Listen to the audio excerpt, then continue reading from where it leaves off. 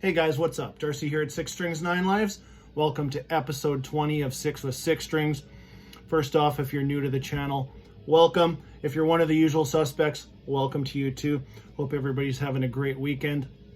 So, I don't know, 22 odd months ago, I came up with this little idea to do this. Kind of wanting to, showcase a little bit of my collection, without spending anything. This is more designed for you to spend money, actually. No, I'm just kidding. Well, maybe I'm not. You might pick up something if you see something you like. Also, don't be afraid to give me a recommendation in the comments. I always love checking out music that I might have missed, or just something new that I can check out. Anyways, just 6 random albums from my collection. Maybe stuff that was inspired through comments or me watching a video, or just something I've been spinning lately. Past couple episodes I had a bit of a theme. This one's more back to just a random theme. There is actually 4 bands here that are making their second or third appearance in one of these episodes. So if you want to check back on some of the older episodes, you're more than welcome. If you're super bored and have nothing else to do, go ahead and check out some of those episodes. But today, this first band, actually they're playing in the background. Proud to say this is one of the bands that I've been with through every release. Prior to getting their debut album back in 1986, Doomsday for the Deceiver, I'm talking about Flotsam and Jetsam. I pretty much stuck with these guys every release through the ups and downs. Is every album fantastic? No, but very consistent. They've, they're labeled thrash, but they are more of a thrash power, and even touched on the progressive element of metal also, but some really good albums in their collection. So what inspired me to talk about the album that I'm going to talk about today is they have a brand new album coming out June 4th called Blood in the Water. And yes, Flozzilla is back on the cover. Go check it out. I've actually just pre-ordered the album. That's kind of what got me in a bit of a Flotsam mood here in the past day or so. But I just wanted to, actually, and this album I'll show you here is Flozzilla's first appearance back since their debut album. I'm talking about their 2019 album, their 13th overall release called The End of Chaos.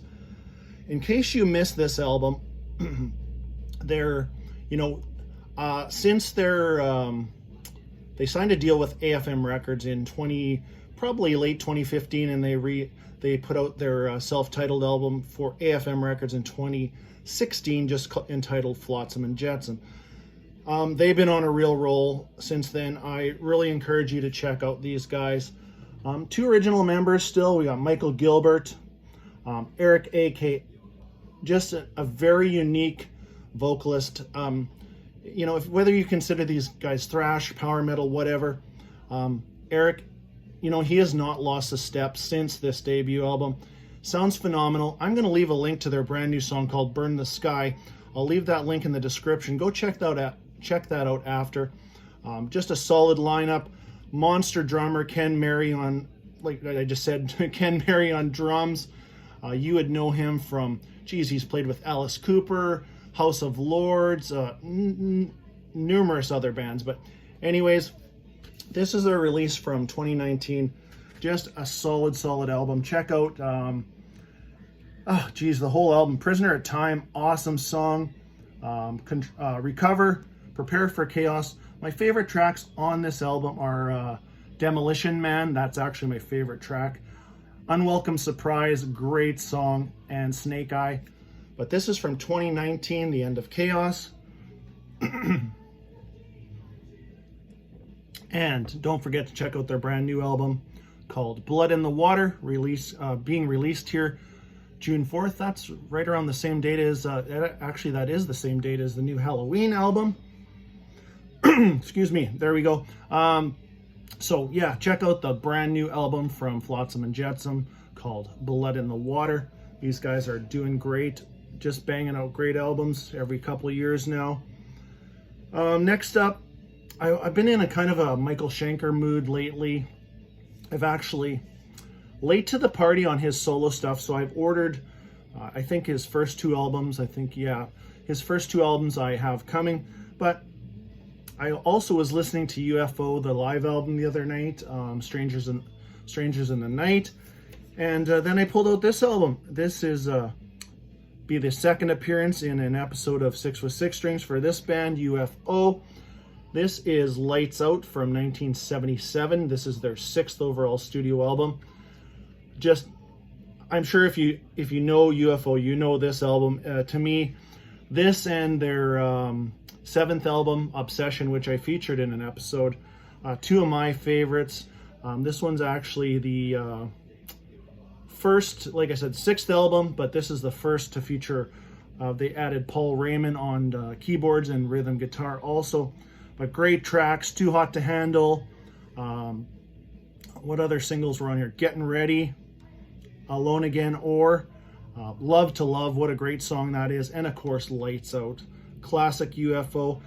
You know, if you're you just want some good classic metal, hard rock, however you categorize it, definitely don't be afraid to check out some UFO. And yeah, I'm a big Schenker fan.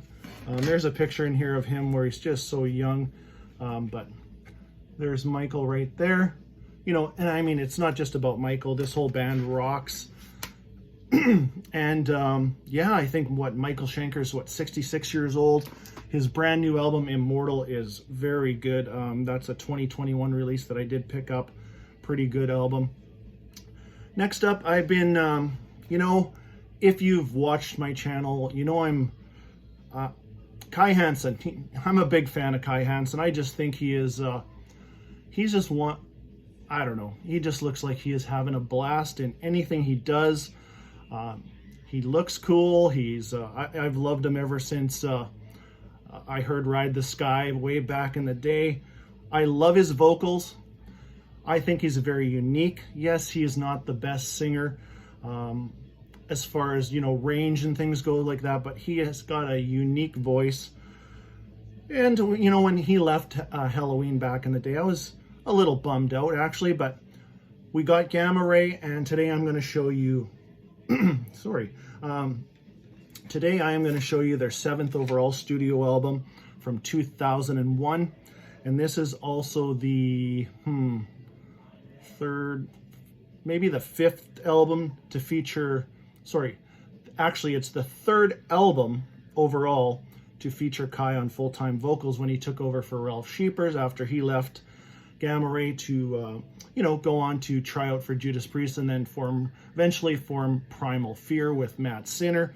Anyways, Kai took over vocals on the 4th album. But this is their 7th album, No World Order. If you don't know this album, I just highly recommend you check this one out.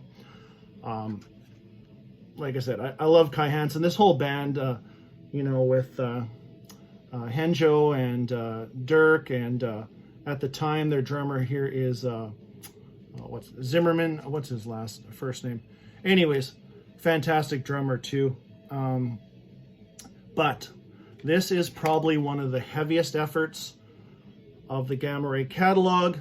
Go check out tracks like Dethrone Tyranny, Heaven or Hell. What a great track that is. Damn the Machine, super heavy track. Solid, another great track. Fire Below, Eagle, but my overall favorite track. If you don't check out anything off of this album, do me a favor and just check out this track, The Heart of the Unicorn. Absolutely flawless track. Speedy, fast. Kai's vocals are just amazing on here. Yeah, very cool artwork too.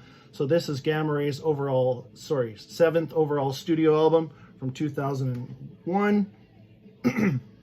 Definitely check out some Gamma Ray. I mean, if you're first off, if you're a Kai Hansen fan, you're a Halloween fan, and you've just kind of been on the fence about checking out some Gamma Ray, definitely do yourself a favor and check that out. There we go. Next up, actually, somebody in the comments asked me you know, I haven't heard you talk about this band, but I have, and I don't expect everybody to go out and watch every episode of everything. I mean, who has time for all that? But here's a band that I really enjoy. They're from their debut album. Well, the band is Savatage. We'll just talk Savatage. I love everything from Sirens to The Edge of Thorns. Turn this down a little bit. That's the period that I like. I mean, Hall of the Mountain King, Gutter Ballet, they're two of my favorite albums of all time. You know, top whatever, put them in the top 50 if you want. But that period with, you know, Chris Oliva, unfortunately he was killed by a drunk driver in, I believe, I don't want to get it wrong, but I think it's 93. Don't quote me on that, but you know, just a senseless thing to happen. And what a phenomenal guitar player. Such a spooky, eerie guitar tone, especially on Hall of the Mountain King and Gutter Ballet. Excuse me. That's the period when they started working with Paul O'Neill, producer that actually, rest in peace, Paul O'Neill, passed away way too young also. But today we're going to talk about their second overall studio album, Power of the Night. Just a really, really solid album. This is the follow-up to Sirens, their debut. Then they kind of had a stinker right after this, and then they really got into the good stuff. This is the last album to feature their original bass player. I forget his name, Collins or something. Anyways, and then came in after this was Johnny Lee Middleton on bass, and formed what I consider the classic lineup with John on vocals, Chris on guitar, Steve Wacholtz on drums, and Johnny Lee Middleton on bass. But if you haven't checked out some Savatage, and look at this cover, you know, if that doesn't shout some, you know, 80s metal, what does? But this is a reissue from Ear Music. Really, really cool, actually, great reissues. And a great little booklet here. But go check out, yeah, Power of the Night, great song, unusual, washed out. Fountain of Youth, what a great song that is. Skull Session, Stuck on You, probably one of my favorite tracks. But yeah, so this is the third time I've featured some Savatage in one of these episodes. Just a great band to check out. This would be, you know, not thrash. This is right in the vein of a US power metal. You could put Metal Church right in this category. Even though the first two, Metal Church, I still consider have some real thrashy moments, but you know, after, you know, Blessing in Disguise came out, I would consider, you know, Savatage, this is right in the same grouping. If you you know, wanted any advice or whatever, just check it out. It's a great album. And next up, what do we got here? What did we do here so far? Two more, and these two bands have not made an appearance in any episodes of 6 with 6 Strings. This next band is a Canadian band. There is a period that I absolutely love, and this is one of those albums. Their earlier stuff is great, and the band is Voivod, and I'll hold up the album in a second. But what I want to say about Voivod is, at least for their, you know, to me, they've never made the same album. They started off very just raw sounding, quite harsh actually. Gradually got a more, you know, actually thrashy, more progressively thrashy, and then right into almost alternative progressive metal, you'd almost say. And this album I'm going to show you is their sixth overall studio album from 1991, and one of my personal favorites, to be honest with you. This is Angel Rat. I'm going to take out that cover just to show you the cool artwork. And yeah, they never ever use the same logo on any of their album covers. Their album covers a lot of unique stuff actually done by their drummer Away. But here is the cover for Angel Rat. And if you've never checked out, check out, there's so many good tracks on here. Actually, this one's produced by Terry Brown, which, if you know the band Rush, he's produced a lot of Rush albums. And the other thing with Voivod, they didn't use the same producer consecutively. It was always I don't know about their later work, but in their earlier work, it was always somebody different, which was a good thing. It turned out to be a good thing, really. But check out Panorama, Clouds in My House. Look that one up. What a great old video that is. I remember seeing that on Canada's Much Music. Fantastic.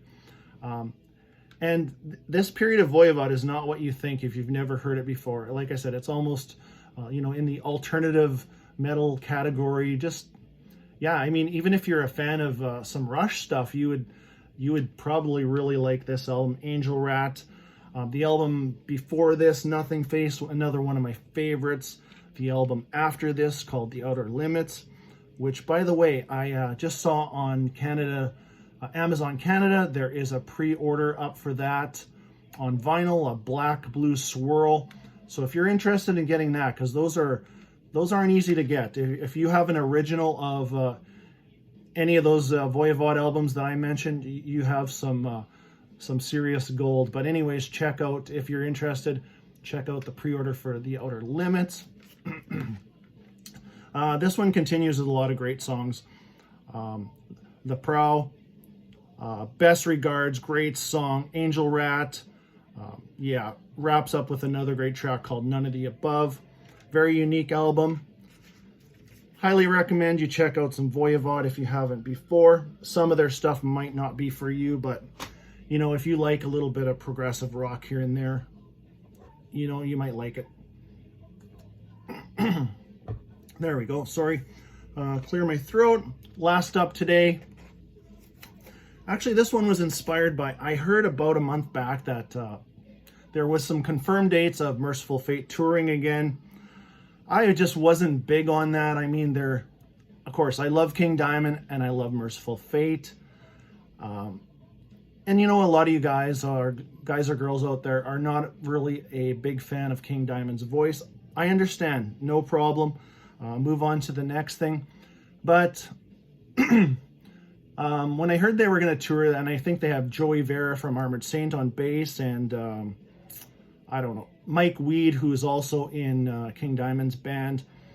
But just to have two members, Hank Sherman and King Diamond, I'd be okay if Michael Denner was back. You had Denner, Sherman, and King Diamond.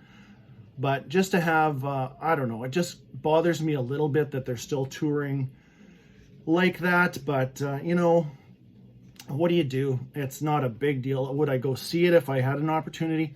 Yes, I would. But anyways, today I'm going to show you their third overall studio album. And this is their reunion album. Their last album prior to this was 1984's Don't Break the Oath. And you know those albums.